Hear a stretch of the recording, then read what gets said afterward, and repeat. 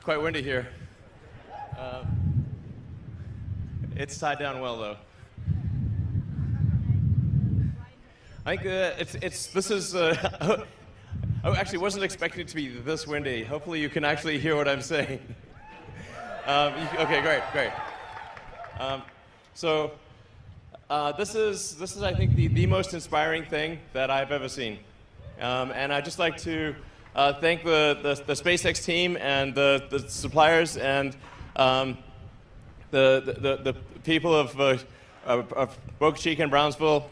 Thank you for your support, and just like, wow, what an incredible job by such a great team to build this incredible vehicle. So it's like, first of all, I want to start with that. So I'm just so proud to work with such a great team, and it's really ripping here, by the way. If you're watching this online, it is really windy. The point of this presentation and this event is really there are two elements to it. One is to inspire the public, get people excited about our future in space, and get people fired up about the future. There are so many things to worry about, so many things to be concerned about. There are many troubles in the world, of course, and these are important, and we need to solve them. But we also need things that make us excited to be alive, that make us glad to wake up in the morning, and be fired up about the future, and think, yeah, the future is going to be great. And this space exploration is one of those things. And becoming a spacefaring civilization, being out there among the stars, this is one of the things that I know makes me glad to be alive. I think it makes many people glad to be alive. It's one of the best things. And there's really, we're faced with a choice. Which future do you want? Do you want the future where we become a spacefaring civilization and are in many worlds and are out there among the stars, or one where we are forever confined to Earth? And I say it is the first. And I hope you agree with me. Yeah. So what the question? The critical breakthrough that's needed for us to become a spacefaring civilization is to make space travel like air travel. So with air travel, when you fly a plane, you fly that plane many times. I mean, the risk of stating the obvious, really almost any mode of transport, whether it's a plane, a car, a horse, a bicycle, is reusable. You use that mode of transport many times. And if you had to get a new plane every time you flew somewhere, and even have two planes for a return journey, very few people could afford to fly. Or if you could use a car only once, very few people could afford to drive a car. So the critical breakthrough that's necessary is a rapidly reusable orbital rocket. This is basically the holy grail of space. And the fundamental thing that's required. And it is a very hard thing to do. It's only barely possible with the physics of Earth. I mean, if Earth's gravity was a little heavier, it would be impossible. And if Earth's gravity was a little lighter, it would be quite easy. So we're really right on the cusp of what is physically possible. So in order to create a rapidly reusable rocket and fully reusable orbital rocket, you have to have engines that have incredibly high specific impulse, that essentially are extremely efficient. You need to have a structure that is also incredibly mass efficient. And then that all needs to come back to the launch pad and be able to be refilled with propellant and flown again very quickly, just like an aircraft. So it's just because of the physics of Earth being quite a deep gravity well and having quite a thick atmosphere. This is a tough but not impossible thing. But it is the most fundamental thing.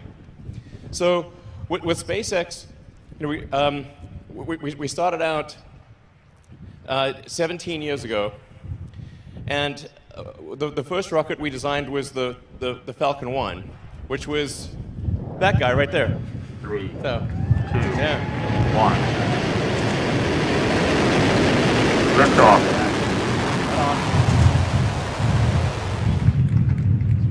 Stage separation. Separation confirmed.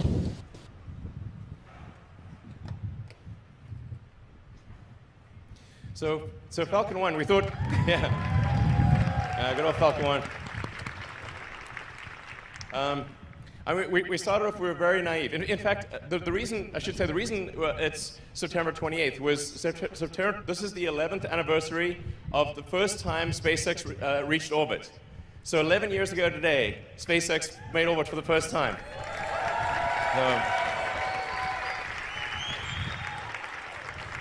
And it was actually our fourth launch. And if that launch had not succeeded, SpaceX, that would have been the end of SpaceX. That was all, I'd run out of money. There were no more investors, and that would have been it. So if that fourth launch had not succeeded, that would have been curtains. But fortunately, fate smiled on us that day, and we made it to orbit. And I have great respect for anyone who makes it to orbit. That was a hard thing. And then we were very naive, obviously very naive on many levels back then, because we did actually try to recover the first stage. So the first stage had a parachute on it, and we thought, okay, we'll just pop the parachute when it comes back into the atmosphere, and then it'll land somewhere in the ocean. We'll go fish it out of the ocean with a boat. This does not work. So, and I actually remember getting mad at the parachute supplier. I'm like, yeah, your parachute didn't work. I'm like, no, it wasn't their fault. When the rocket comes in from space, it's coming in, that first stage is coming in like, Mach 10 to 12, and it hits the atmosphere like it's a concrete wall, and boom. So you actually have to orient the rocket carefully. You have to have aerodynamic surfaces. You have to do an entry burn to slow it down. Then you've got to guide it through the atmosphere, and then do a propulsive landing. This took us many attempts, and we actually did like a video of a blooper reel of all the times we failed, which was a lot. I think it might have taken us like 14 attempts or something before we finally successfully landed the rocket. So. So if we go on to the next slide, we can take a look at, this is Grasshopper. That's actually Falcon 9. It's hard to tell the scale, but that's a Falcon 9 size booster with one engine and big legs with giant shock absorbers, because we didn't know what the heck we were doing. Now amazingly, Grasshopper had zero crashes. Grasshopper is still alive.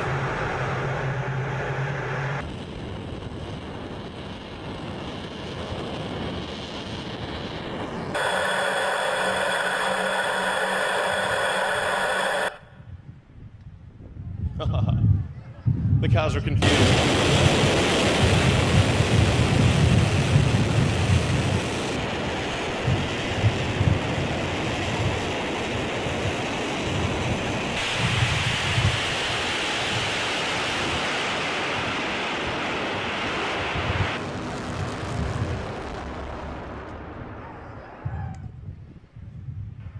Yeah.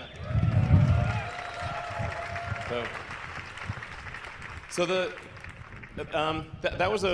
they have Falcon 1. What you saw there was a Falcon 9 size vehicle, and then what's really kind of hard to grasp at a visceral level is that this giant ship will do the same thing that Grasshopper did. So this thing is going to take off, fly to 65,000 feet, about 20 kilometers, and come back and land in about 1 to 2 months. So that giant thing is really going to be pretty epic to see that thing take off and come back. And then hopefully, yeah.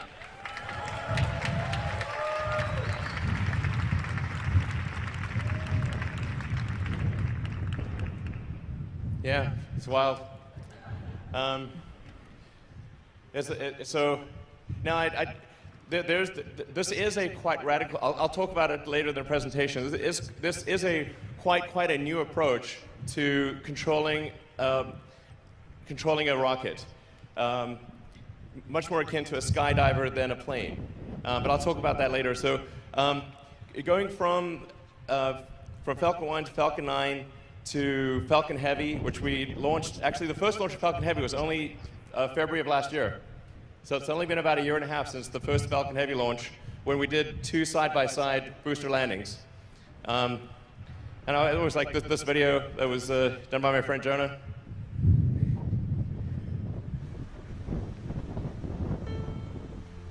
It's a god-awful small affair to the girl with the mousy hair, but her mommy is yelling no, and her daddy has told her to go, but her friend is nowhere to be seen.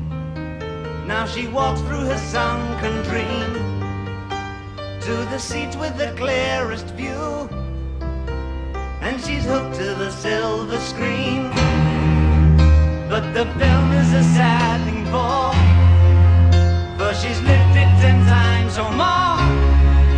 She could spit in the eyes of fools if they ask her to focus on sailors fighting in the dance hall. Oh man, look at those cavemen go. It's the freakiest show. Take a look at the low man beating up the wrong guy. Oh man, wonder if you'll ever know who's in the best-selling show. Is there life on Mars?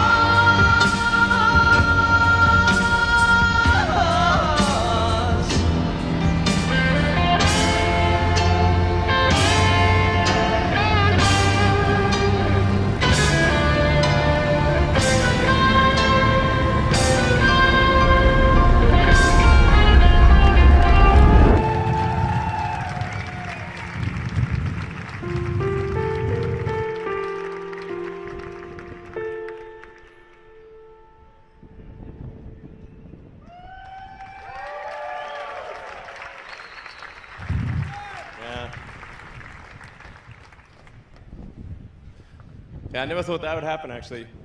Glad that it did. Yeah.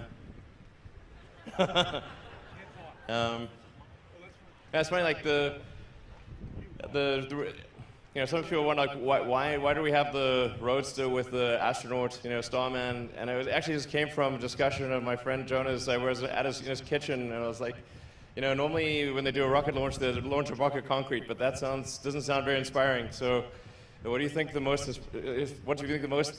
sort of fun thing is that we could launch? And he was like, well, why don't you just launch a Tesla? And that's a great idea. And then another friend of mine, she said, why don't you put a tiny Tesla on the dashboard? So we put a tiny Tesla on the dashboard with a tiny Starman in the tiny Tesla. This is just to confuse the aliens in the future. They were like, what the heck is this? So, yeah, you know, just want something to capture the imagination, get people excited about space. So let's see, Starship. So this is, well, you can really see it right there, obviously. There's the picture, more rendering. It's about 50 meters, so, you know, sort of 165 feet or so. Yeah, so the ship, I think, actually, I noticed we have an error in our ship dry mass here. My apologies. I wish it was 85 tons. The ship dry mass would be approximately 120 tons. The initial Mark 1 prototype is closer to 200 tons, and in series production, I think it'll probably be about 120 tons. If we get really lucky, it might get down to 110. 99 would be super epic. But in terms of its usefulness, it'll be able to do about 150 tons with full reusability to orbit and back. So this is a very big number for full reusability.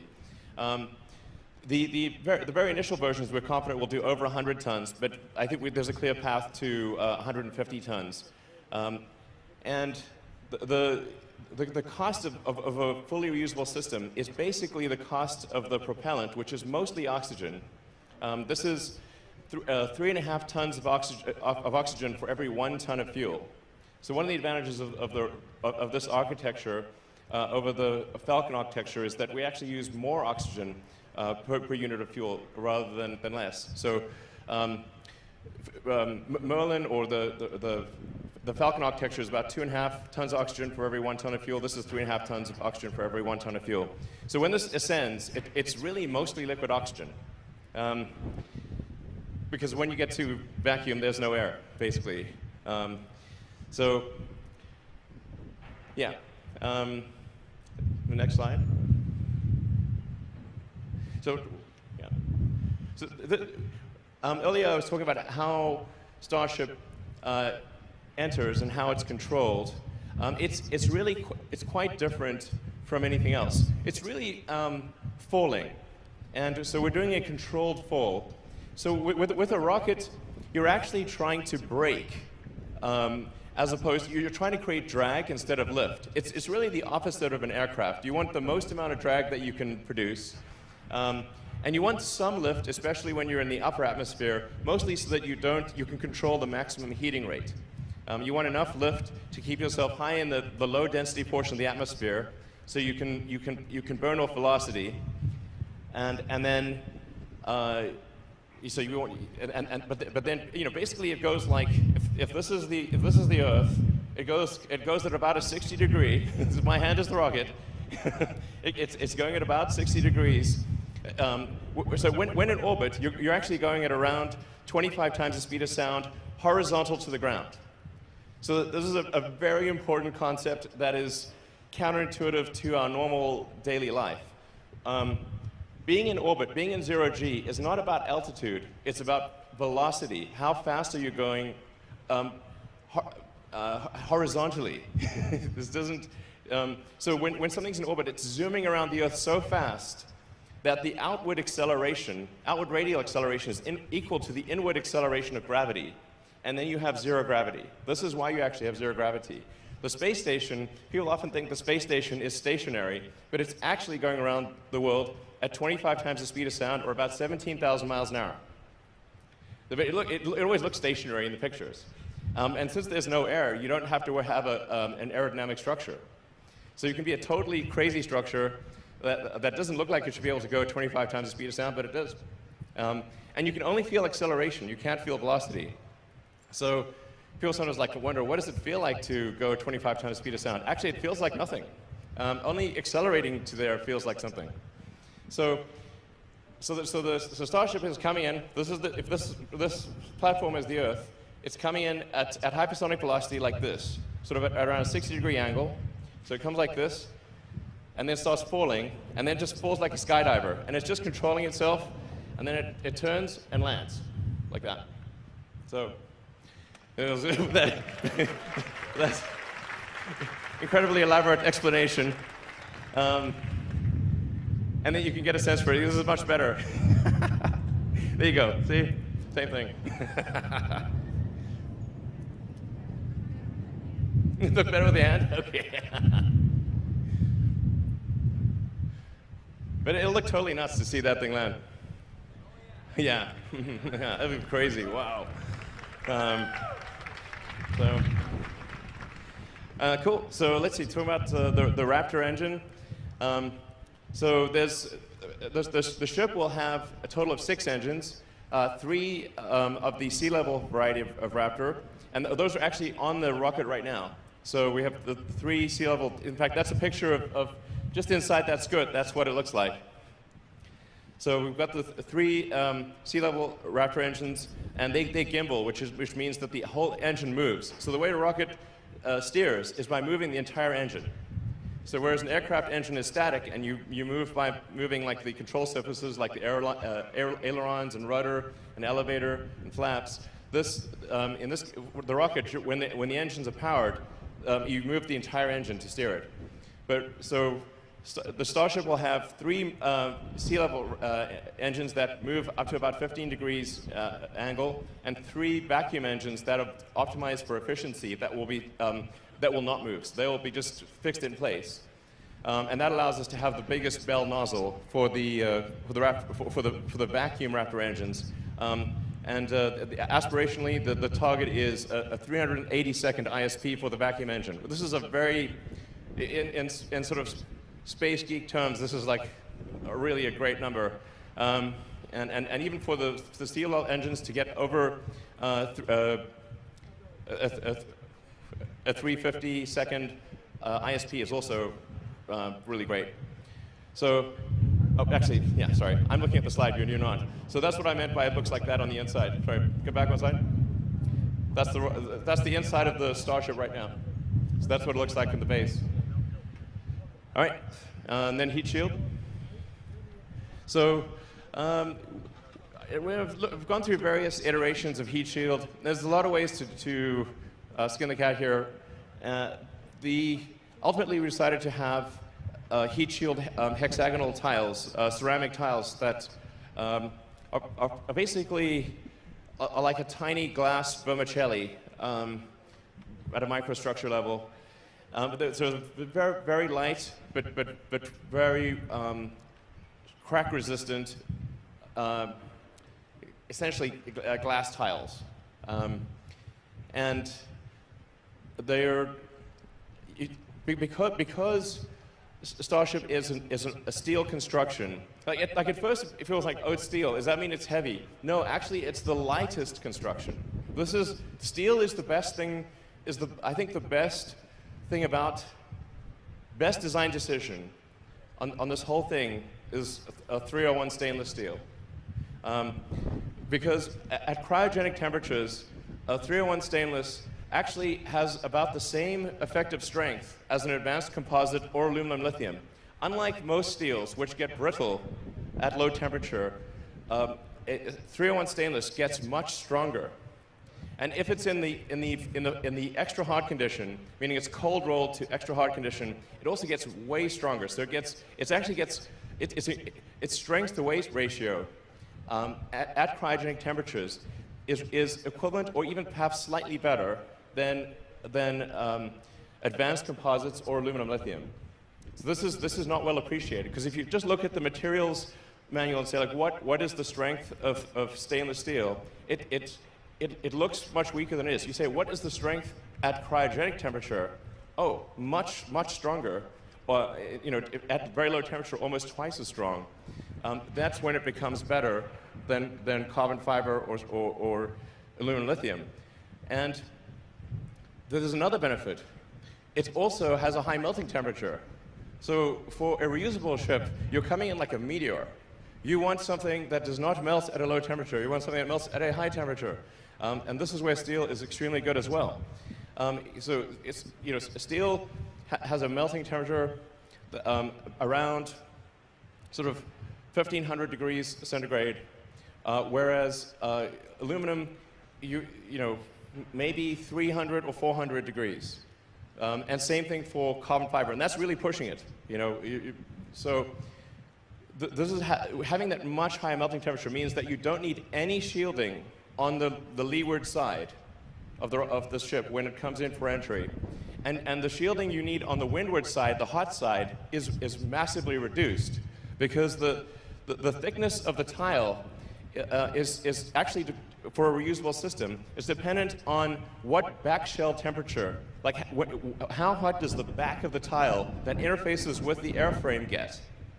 And because the steel can take a much higher temperature, your heat shield, even on the windward side, is much lighter. The net effect is that a 301 stainless steel rocket is actually the lightest possible reusable architecture. Then it comes to cost.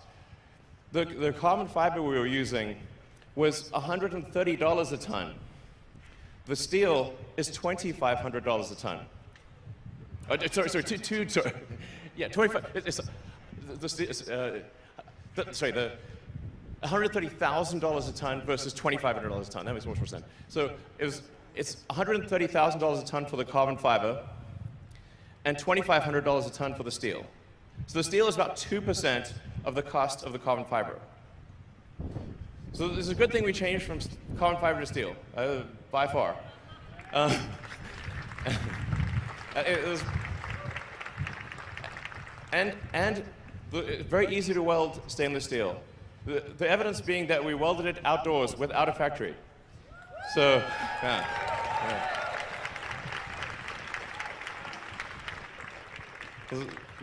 Great skills by the team, but with carbon fiber this is impossible.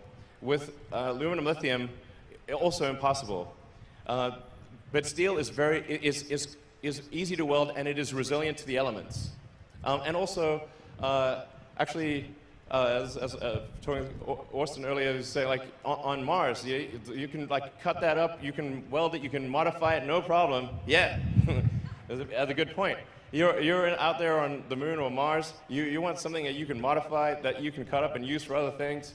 That's like for sure a great thing. So anyway, steel. Obviously, I'm in love with steel. It's time I had to say it. So great. So let's see. Going on to the booster.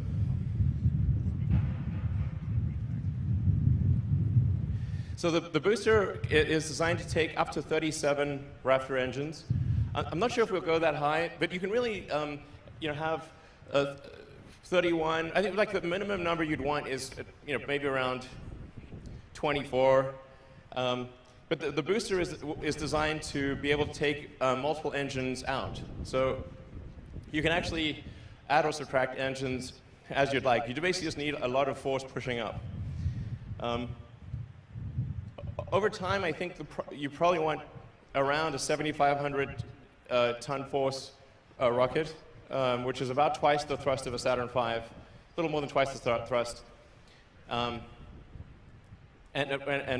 on a roughly 5,000 ton gross liftoff mass. So for roughly 1.5 thrust to weight. For a reusable rocket, you actually want a high thrust to weight rather than with an expendable rocket where you want a low thrust to weight, because any thrust to weight below 1 is not useful. Like if you have less thrust than your weight, you don't move. So you actually want a high thrust to weight for a reusable rocket. This is a very important design optimization change. So that's why I think more engines is probably good, and getting up to around 7,500 tons over time, and a 1.5 thrust to weight ratio, or more. So, and we think we're probably going to adjust the grid fin design to be kind of like more of like a diamond shape. It looks cooler. It works better too. And then the rear fins are actually just legs. So they're not needed for stabilization or guidance. They're essentially there for legs. All right, so let's go into some of the development testing. This is a Raptor firing.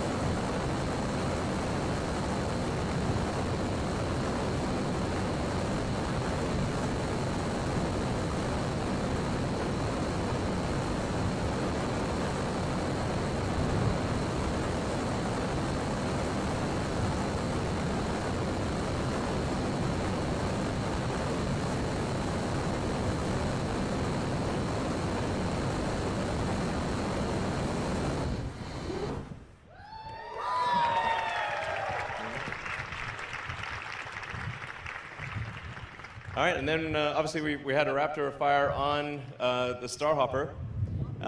Yeah. And it's kind of hard to appreciate scale, but it's the same diameter as Starship, and obviously it's just right over there. So it's kind of hard to tell if it's the size of a trash can or how big it is. But about the body diameter is about 9 meters or 30 feet, not including the leg span.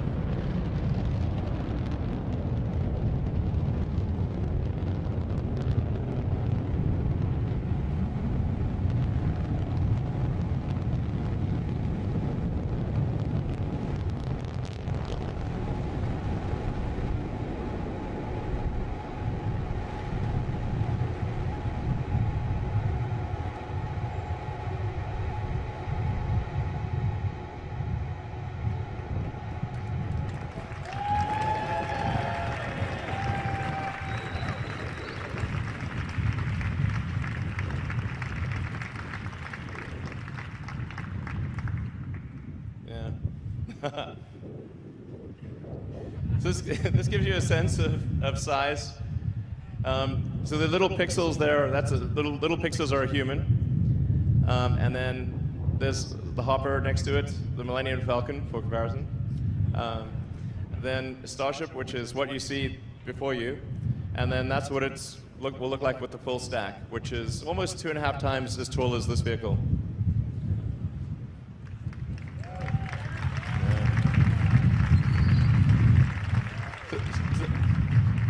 This simulation will give you a sense of the scale of things.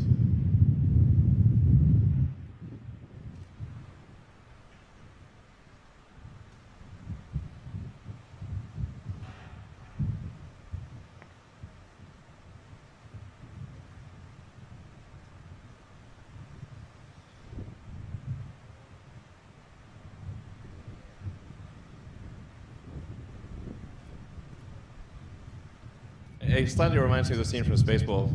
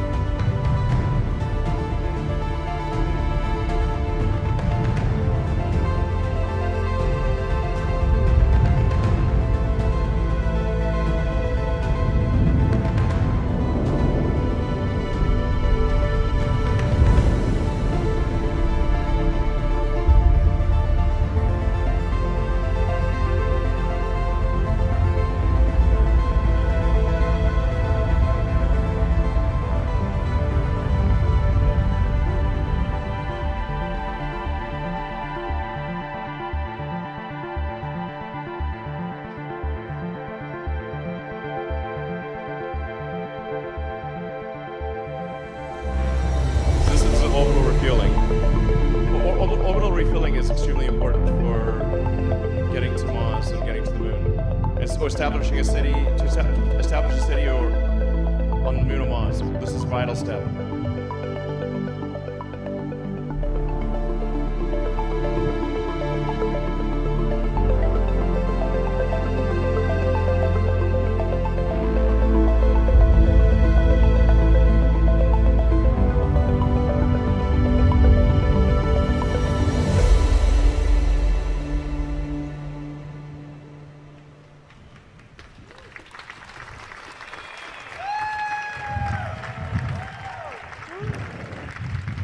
All right, to Mars, exactly.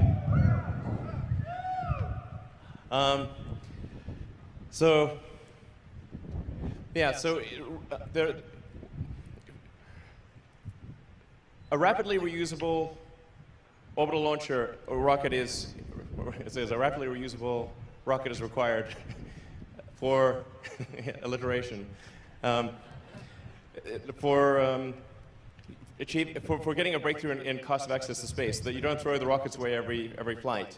But another key step is refilling on orbit, so that the Starship can get to orbit with, let's say, 150 tons of payload for the Moon or Mars or beyond, and then it can get tankered to fill up its propellant tanks, and so that it can depart from low Earth orbit with 1,200 tons of propellant. This is a very big thing, so that your delta velocity is enough to transport literally 150 tons to the surface of the Moon or Mars.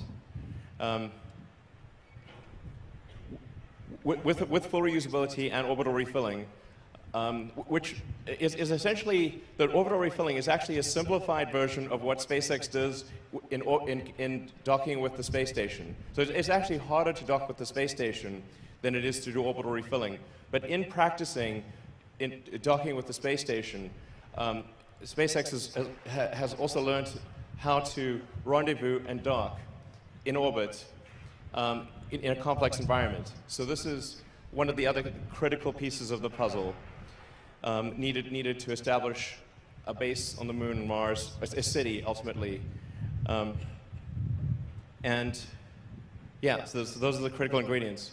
So we think it would be very exciting to have a base on the moon, even if it's just a science base. That, you know, we have, for example, we have a base at Antarctica. Many countries have bases in Antarctica for science research, and this would be an incredible area of research. So whether or not people want to live on the moon, there's definitely a lot of science to be done. I think it's close as well. So that would be quite exciting to do. And then, of course, we can go to other places in the solar system, like Saturn. But the critical thing that we need to focus on, I think, is the fastest path to a self-sustaining city on Mars. This is the fundamental thing.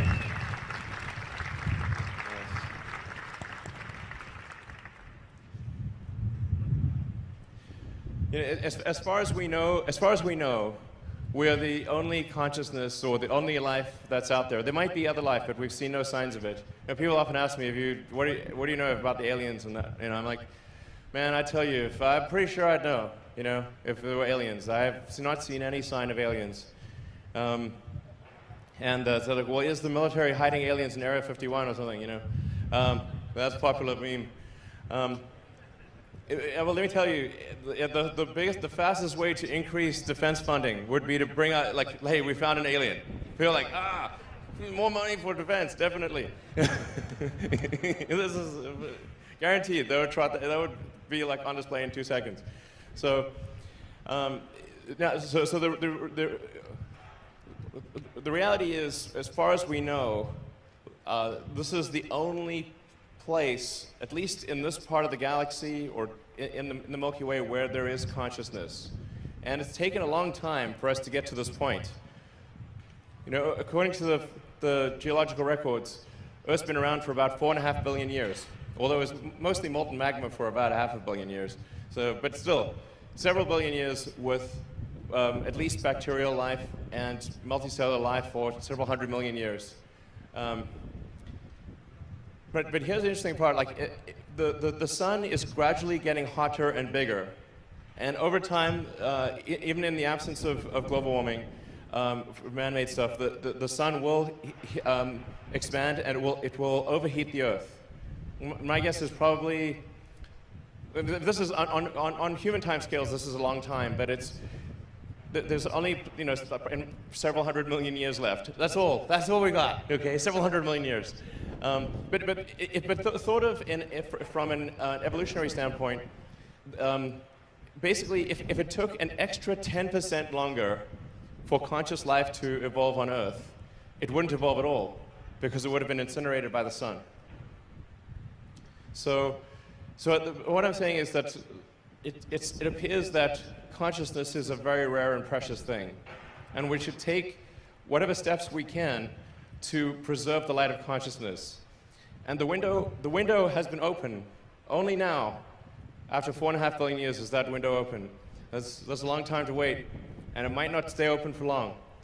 I'm pretty optimistic by nature, but there's some chance that window will not be open for long. And I think we should become a multi-planet civilization while that window is open. And if we do, I think the probable outcome for Earth is even better, because then, you know, Mars could help Earth one day. You know, and so I think we should really do our very best to become a multi-planet species and to extend consciousness beyond Earth, and we should do it now. Thank you. Thank you.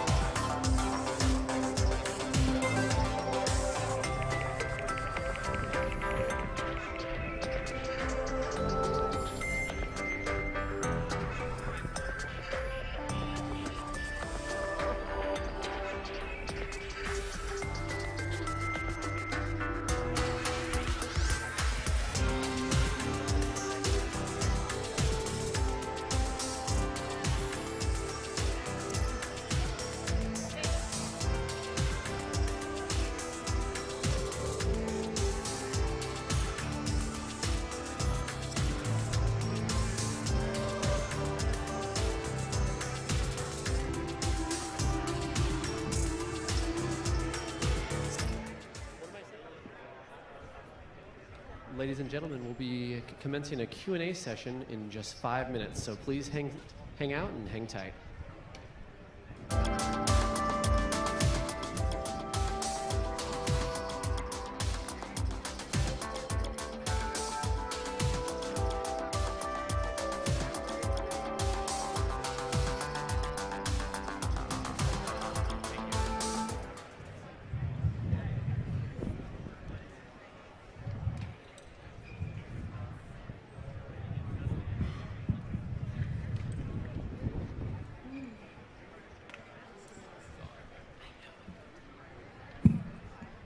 Once again, ladies and gentlemen, please sit tight. We're going to be doing a Q&A session with Elon in just 5 minutes. Please stick around.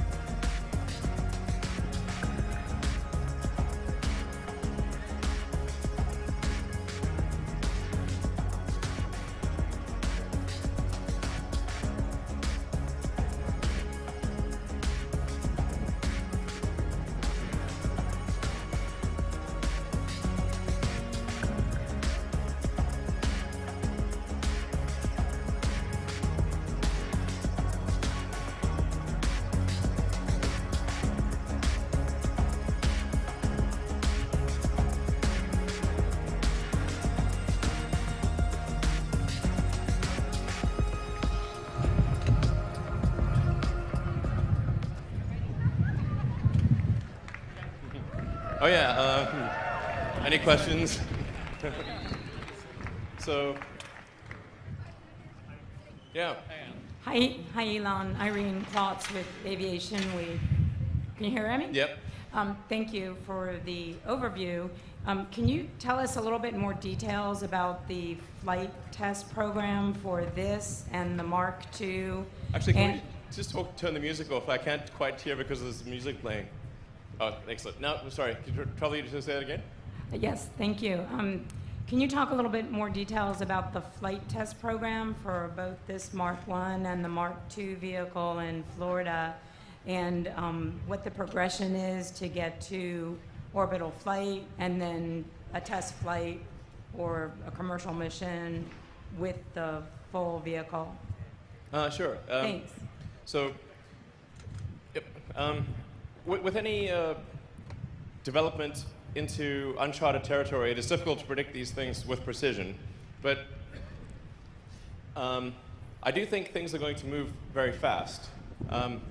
So our plan is in basically 1 to 2 months to do the 20-kilometer or 65-foot flight with Starship Mark I. Our next flight after that might actually just be all the way to orbit with a booster and the ship. I'm giving you just literally stream of consciousness here. Most likely we would not fly to orbit with Mark I, but we would fly to orbit with Mark III, which will be built after Mark I right here. In fact, we'll start building it in about a month. So, yeah. And actually, so sorry to say this mid-question, but I did want to make sure to thank Yusaku Miyazawa for his great support. Yeah, he's awesome. Yusak 2020, that's his handle. That's a great handle. Anyway, he's a super cool dude, and he's like, you know, putting a lot of serious resources to helping out Starship, so I want to thank him very much for that. Anyway, so yeah, just to frame things, we are going to be building ships and boosters at both Boca and the Cape as fast as we can. And each successive, yeah, absolutely. I mean, it's going to be really nutty to see a bunch of these things. I mean, not just one, but a whole stack of them. And we're improving both the design and the manufacturing method exponentially. So, for example, with the current way that we build or the way that Mark I and Mark II cylindrical sections were built was in with basically plates. So a series of plates to create each cylinder section. With Mark III and beyond, we will literally take the coil of steel from the mill, unspool it, change the curvature to a 9-meter diameter, and do a single seam weld. And it would also be thinner, which makes it lighter and cheaper. So the rate at which we will be building ships is going to be quite crazy by space standards. I think we'll probably have Mark II built within a couple of months or less, and Mark III maybe 3 months, that type of thing. Mark IV, 4 months, maybe 5 months. And we would seek to go to orbit with probably Mark IV or Mark V. So we would, I mean, this is going to sound totally nuts, but I think we want to try to reach orbit in less than 6 months. I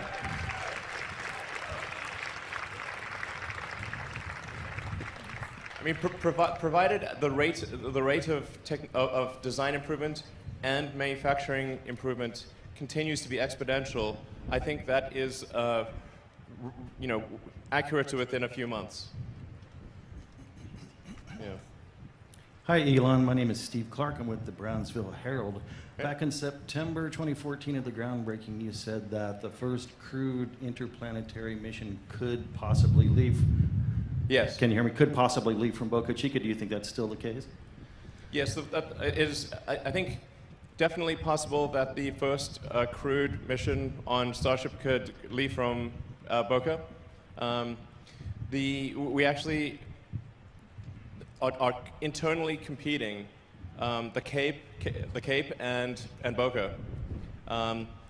So I think both places will, to the best of my knowledge, both places will launch crewed missions. So I think it is extremely likely that we will launch crewed missions from Boca, and there is at least a 50% chance that it is the first mission. Yeah. Thank you very much. Hey Elon, Tim Dodd, the Everyday Astronaut. Hey, How are you? How's it going? Good. Yeah, Good. You have great questions online. Thanks. You have Yeah. great answers. Yeah, welcome. So that belly flop to tail down maneuver. I Yeah. mean, that's something to see. Is that first one, this one right here, 20 kilometers, is it going to come in that hot and do that flip that fast Yeah. right here, or is it going to be out on the drone ship? Like, that's No, crazy. it's basically right where Hopper took off. Yeah. That's basically where it's going to take off. Very close to where it's just right over there. So yeah, that maneuver that you saw, it will execute now. When we get to, I think maybe Mark 3, certainly Mark 4, I think probably that will be a good time to transition to hot gas thrusters from cold gas thrusters. So using essentially compressed nitrogen gas as the cold gas thruster is a pretty low ISP, sort of 60, 70 if you're very lucky, but closer to 60. With methox thruster, you can get, without really even trying hard, 300 ISP. Even if you just foam cool the walls, without even regen cooling. If you regen cool it, 350, no problem, 360 even. So you're talking about something that's then 5 or 6 times the mass efficiency of the nitrogen thrusters that are on Mach 1. And if you have thrusters of that efficiency, then we don't need to use the Raptors to correct the horizontal velocity. Because right now it's actually, when the Raptors fire, the Raptors kick it over, but they actually accelerate the vehicle in the wrong direction. Then they have to overcorrect and then come back. Whereas if you have strong enough thrusters, you can just, using the onboard maneuvering thrusters without lighting the main engines, you can just go kick it hard, light the engine, land. That'd be, that's better. Yeah. And then are those pressure fed then, those methylox? Yeah. Those would be just pressure fed, high pressure gas methox, and so you'd have a high pressure CH4 bottle, high pressure O2 bottle, and then the great thing is like those they don't care what attitude you're at. You can be at any attitude, any G's, any attitude, it'll still fire. Yeah. Awesome. Yeah. Thank you. Yeah. Hi, Elon. I'm Tim Fernholz from Quartz. Thanks so much for taking the time. You're welcome. 2 questions, if I may. One, just technical, following up on the presentation. To do useful stuff in orbit, you're going to need the booster as well as the Starship, right? Yes. Starship cannot get to Earth orbit without the booster. But anywhere except Earth, pretty much. Well, not counting Venus. But like the Mars or the Moon, the ship, provided you have a propellant plant on Mars or Moon, the ship can easily get a single stage from the surface of the Moon all the way to the surface of Earth without a booster. So that shows you how deep, like Earth has a deep gravity well and a thick atmosphere. But definitely cannot, if we really went crazy light, you could probably do single stage to orbit non-reusable with the ship. But that would be pointless. Elon, I just wanted to ask, NASA Administrator Jim Bridenstine had a tweet last night about this presentation, concerned, I guess, about enthusiasm for SpaceX's various programs. I'm just curious if you have any comment or response to that. Yeah, we, for sure, from a SpaceX resource standpoint, our resources are overwhelmingly on Falcon and Dragon. That is to be clear. It was really quite a small percentage of SpaceX that did this, Starship, you know, less than 5% of the company, basically. The really hard part that requires a lot of resources is optimizing something past the initial prototype phase and bringing it into volume production. So to be clear, like the vast majority of our resources are on Dragon and Falcon, especially Crew Dragon. Thank you. Yeah. Hey, Elon. Chris Gebhardt with NASA Spaceflight.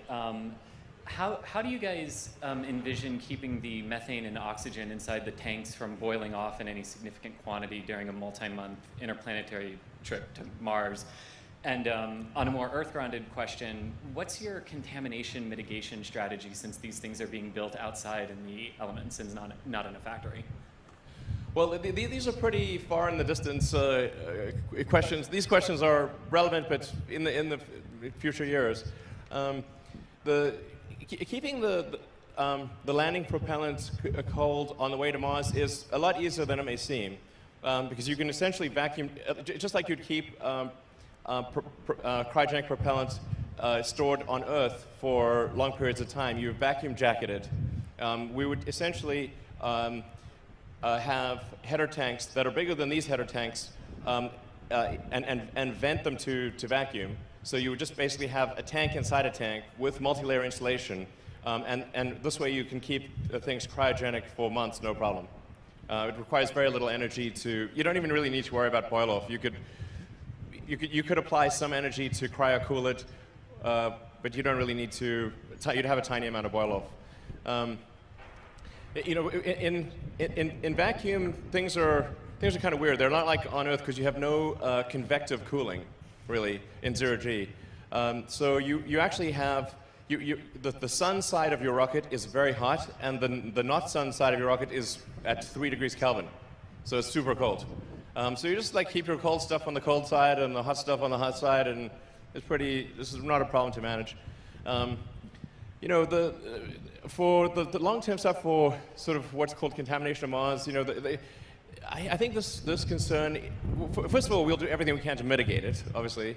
But at the end of the day, if you're going to send people to Mars, that's a pretty big contaminant, you know.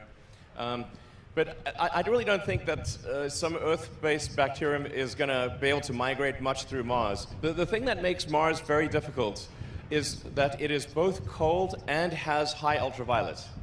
So if it was either cold or ultraviolet, you could evolve to deal with it. But the cold slows down the metabolic processes, and then the ultraviolet shreds the DNA. So you're cold and shredded. This is very difficult for things to exist on the surface of Mars, and that's why we have not found any traces of life on the surface of Mars to date. If there is any life, it'll be very deep underground, and I think very resilient. Yeah. Cool. Thank you. All right. It's also worth noting that over time, there have been meteors, there have been chunks of Earth that have been chipped off by meteors, and chunks of Mars that have been chipped off from Mars. And Earth and Mars have actually exchanged material many times over the last several hundred million years. Hey, Elon, it's Chris Davenport from the Washington Post. Hey. Curious about your vision for this area. I mean, when you drive by and you see this, it's surreal. This is surreal. Yeah, but I know your vision isn't maybe like a government launch site, like a Cape Canaveral. But what does this look like a private, operational, commercial spaceport? Yeah, I mean, it's you know, I mean, it will definitely get fancier than it currently is, you know, because the reason it's not fancier is just because it would have taken too long to build the buildings. So since it was going to take so long to build the buildings, we just built it outside. Yeah, this is like my new thing is management by rhyming. If the schedule's long, it's wrong, and if it's tight, it's right. Yeah. It works. SR-71, you know, fastest plane in history ever. You know, it's also the coolest plane ever. You know, it had no anti-missile defenses except one: accelerate. Yeah. And zero. They tried to shoot it down many times. Zero successes. give us a quick sense of what you think this area will look like in, say, 10 years when you are flying crews? Oh, I think it'll be like a lot more buildings and a lot more stuff. Like way more stuff than is currently here. As you can tell, the wind is really quite vigorous. Like one of the things that I think will be quite important to have locally is propellant production. So trucking massive, thousands of tons of liquid oxygen to the site doesn't make a ton of sense. We should really produce the liquid oxygen here. And by the way, we have gaseous oxygen in the atmosphere, so we basically just need electricity. I forgot to mention, one of the things over time is, like for the propellant production on Mars will be completely renewable because we will use solar panels, pull the CO2 out of the atmosphere. Mars has a primarily CO2 atmosphere. Get the H2O, the water, from the ice. Mars has a massive amount of ice. You combine H2O and CO2, and you get CH4 and O2. There's a very long understood process of run-it-over ruthenium catalyst. This is a Sabatier process to create CH4 and O2 out of CO2 and H2O. And that same system that we developed for Mars will long-term be used on Earth. So long-term, this is like, long-term we will produce the propellant for the rockets using solar power. And pull the CO2 from Earth's atmosphere, use water, combine that to create CH4 and O2 on Earth. And so the long-term outcome will be quite sustainable and renewable for Earth and Mars. Jeff Faust of Space News. You spent a lot of time this summer working with the FAA getting approval to do a single Starhopper flight to 150 meters. Now you're talking about flying a much bigger vehicle to much higher altitudes and ultimately flying to orbit. Where are you in the FAA in terms of getting approval for that? And will those flight opportunities be able to coexist with, say, the local residents around here? Yeah, I mean, I'd say the FAA administrator for space has been excellent to work with. Very forward-leaning. Really, I would just like to say thanks to the FAA for their support, actually. I mean, really, there's, minimal delays related to regulatory activity, and they've been really very reasonable, and so, the support's very much appreciated. So, I think the FAA asks, good questions and wants to make sure things are safe, as do we. And so we're going to make sure that the risk to the public is extremely, vanishingly small, almost nothing, basically. So, it's the same sort of thing that we've had to that we deal with on Falcon 9 and Dragon, and has gone very well, for the 17 years that SpaceX has been around. So I feel pretty optimistic about things. I don't see any fundamental obstacles. We are working with the residents of Boca Chica village because we think over time it's going to be quite disruptive to living in Boca Chica village because it'll end up needing to get cleared for safety a lot of times. So I'd say probably not very. There would be just not very comforting to the Boca Chica village. I think the actual danger to Boca Chica village is low, but it's not tiny. So therefore, we want super tiny risk. So, probably over time, it'd be better to buy out the villages, and we've made an offer to that effect. Yeah. Thank you, Elon. It's Tarek Malik from Space.com. And I was curious, with the design update here, if 100-person crew size for base flights is still kind of the target now, and how the life support... Sorry, could you talk a bit louder? The wind is like howling in my ear, unfortunately. Sure. Yes, with the design update here, I'm curious if the 100-person crew size target is still the main target for base crew flights, and how the life support system for that is being developed for both the initial test flights and then maybe for Mr. Miyazawa's flight too in upcoming years. Thank you. Yeah, I think It's really, I think you could still do 100 people. Like the pressurized volume on Starship is around 1,000 cubic meters. So if you had 100 people, you'd have 10 cubic meters per person, which is, especially in like a 0G situation, that's actually quite a lot of room. Unlike a 1G situation, you only get to use one surface, really, live on one surface in a 1G situation, but in a 0G situation, you can live on 6 surfaces. You can like all 6 sides of a cube. So things are way roomier than they may seem. And by the way, 1,000 cubic meters, I think, is close to what the space station pressurized volume is.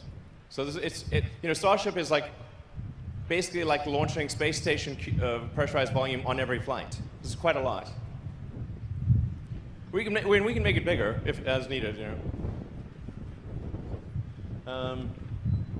Yeah. Hi, Elon. Stephen Clark from Spaceflight Now. Thanks for taking our questions. We see the Starship prototype here, Mark 1. You talked a little bit about how you're going to build the super heavy vehicle. Can you update us a little bit more detail about how that development is going, where exactly it'll be built, and when we might see it on a test stand or on a pad? Sure. Yeah. Good question. So the priority is to build at least 2 Starships at each site, at Boca and the Cape, and then start building the booster. So we'll complete Mach 1 through 4 before doing Mach 1 of the booster, and then we'll do Mach 1 and Mach 2 of the boosters at the Cape and Boca. The main constraint on launching the booster is engines, because obviously the booster has a lot of engines. So spooling up the Raptor production rate is extremely important to, vital, obviously essential to completing the booster. Doing the tanks and the legs and say the grid fins, that is not a constraint. Like that we can get done fast. But we need, I think we'd want to have at least probably 24 engines, but I think really at least 31 engines to launch. So you add that up, you've got a lot of engines there. We need for 4 Starships, we need these just have 3. Mach 1 and 2 just have three Raptor engines. Mach 3 and 4 will have 6. So you add them. This looks like a lot of engines, basically, including development engines. From now through orbit, we probably need 100 Raptor engines. And our production rates right now is maybe one every sort of 8 to 10 days. But it should be one every couple of days in a few months.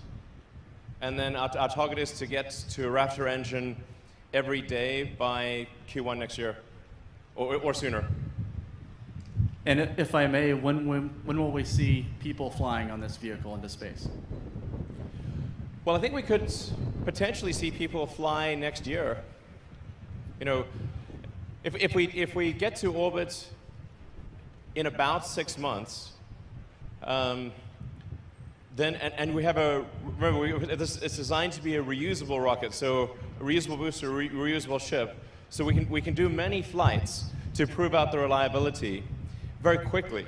So whereas with an expendable vehicle, you have to build, if you want to do 10 flights, let's say, to prove out the viability of an expendable vehicle, you need to build and destroy 10 vehicles. Whereas we can do 10 flights within basically 10 days. So when I say rapid reusability, I mean, you could fly it, you could fly the booster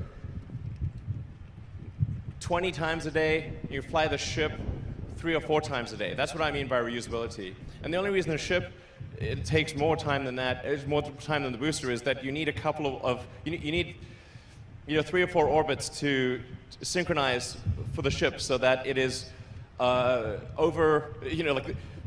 I don't want to get into those complicated thing of orbital dynamics and the rotation of the Earth relative to satellite. But as anyone who's knows space, the track of a satellite, unless it's an equatorial satellite, is a sinusoidal track on the Earth. Unless it's equatorial or sun synchronous.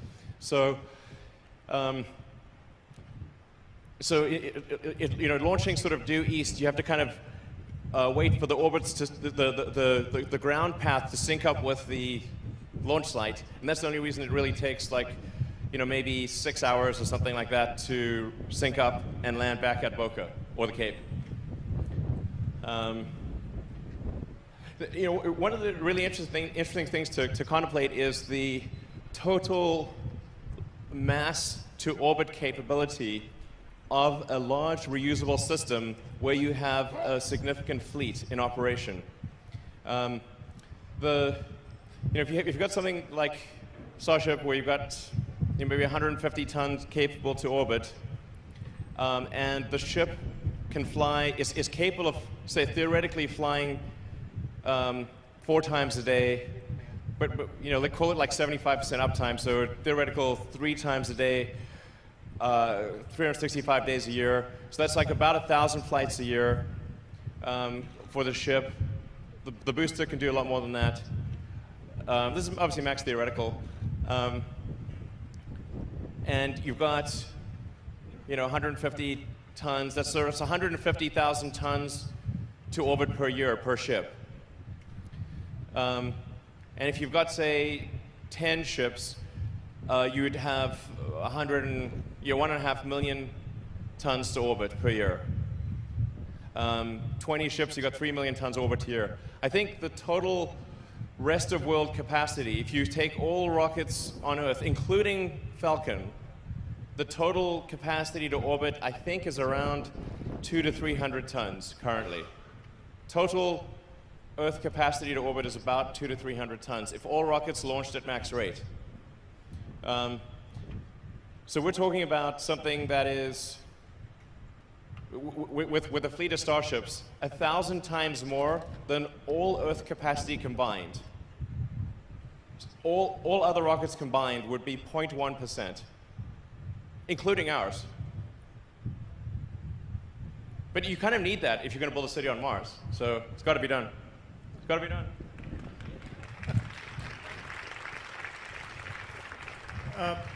Elon, hi, it's Bill Harwood with CBS News. I just wanted to follow up on an earlier question about life support systems, because that's not trivial, and obviously you're building a very sophisticated piece of hardware. Are you thinking about closed-loop regenerative systems? Are you thinking about developing these in-house, or are you looking at designs that already exist on space station, for example? And what are you shooting for initially? I know you're not going to be launching 100 people on your first flight, but what sort of a crew complement can we expect on those initial test flights, and how sophisticated does that life support system need to be? Thanks. Yeah, I think for sure you'd want to have a regenerative life support system. So that just means you're recycling everything. That's for sure important if you're on a several months journey to Mars and then on the surface for 18 months. Regenerative is a kind of a necessity. So I don't think it's actually super hard to do that. Relative to the spacecraft itself, the life support system is pretty straightforward. Yeah, you just got to it's pretty straightforward. You got to take out the water vapor and the CO2, convert that back to O2. It's not super hard.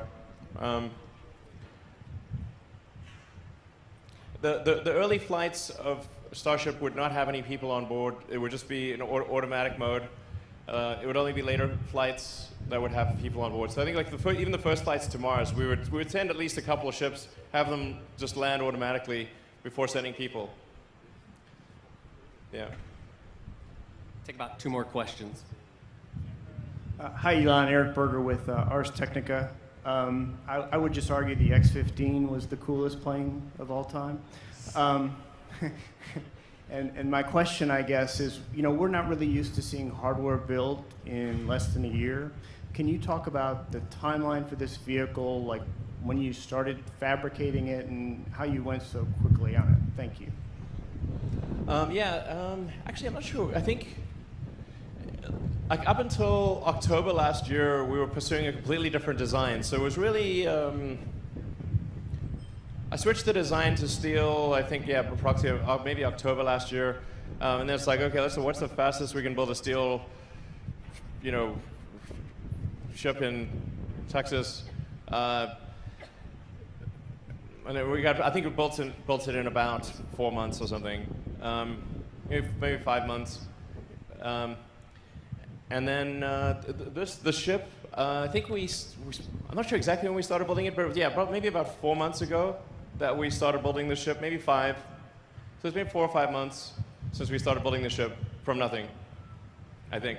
Yeah, something like that. And how did you go so fast? Well, I have this mantra called if the schedule's long, it's wrong. If it's tight, it's right. Yeah. And just basically just go recursive improvement on schedule. And say with feedback loop, did this make it go faster? Okay, if it didn't, we're going to need to fix it. If the design takes a long time to build, it's the wrong design. This is the fundamental thing. Over and over, it's like the tendency is to complicate things. And I have another thing, which is like the best part is no part. The best process is no process. It weighs nothing, costs nothing, can't go wrong. So, as obvious as that sounds, the best part is no part. Like the thing I'm most impressed with when I have the design meetings at SpaceX is what did you undesign? Undesigning is the best thing. Just delete it. That's the best thing. Yeah. Hey Elon, Robin here from supercluster.com. My question is about potential fund synergy between SpaceX and your other projects. 1, is there a concept for a Tesla Mars rover? 2, are you going to be launching? Yeah, is there a concept already? Well, actually, the Teslas will work on Mars. If you can you can just drive them pretty much, because electric cars don't need oxygen; they don't need air. So you can just drive them around, no problem. Are you going to bring a boring machine to the moon or Mars? I think that would be a good idea. Me too. Yeah, because you could just make as much room as you want underground, and you protect it from radiation and everything, and you can probably use the materials for building, and you need to mine ice and dirt anyway, so why not? Totally. Thanks, Elon. And I don't believe you about the aliens. I hope I'm wrong. I mean, I hope they're well, if they are here, I hope they're nice. They haven't killed us yet, so they must be not that bad. All right, any other questions? Just one? Okay. Hi, Elon. I'm Martin Avignon from the SpaceX subreddit. We've crowdsourced a few questions. It sounds like I only have time for one, but oh well. I was wondering, could you elaborate on the number of engines that will be used for the boost back and entry burns on Starship, and what the dry landing weight of the Super Heavy will be?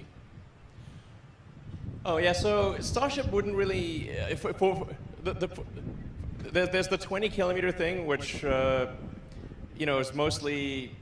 It's going to have 3 engines, but you only really need either 2 of them to work at any given point in time.